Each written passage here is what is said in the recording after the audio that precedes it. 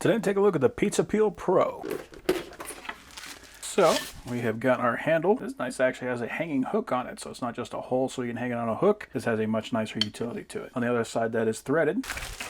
And that is going to attach to our peeler. So this does have a fairly sharp edge on it, not to the point where it's going to cut me, but it is sharp. The inside is threaded, and the whole thing is riveted together. You can kind of see you got the branding there right to the top. Now this one is metal, and that's the reason I wanted it, although I don't have anything against the wood ones. I think the wood ones are perfectly fine. They just have a tendency to wear quicker than I would like. With a metal one, that is not going to be a problem, and on top of that, it's going to allow you to have a much thinner edge so you can get underneath that pizza. It does still have a slight bevel right here, so it's even got a sharper edge than the flatness of the metal, but it's not nearly sharp enough to actually cut you.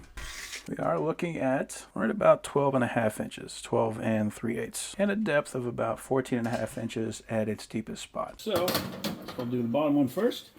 Now normally you want to use cornmeal whenever you're going to be preparing this, just to give it a kind of layer so it can slip. I'm just using flour. Hey, that actually worked really well. Okay.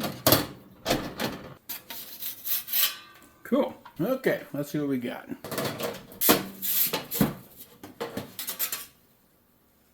Nice.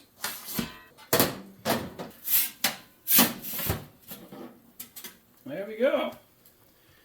So that is a very nice pizza peel.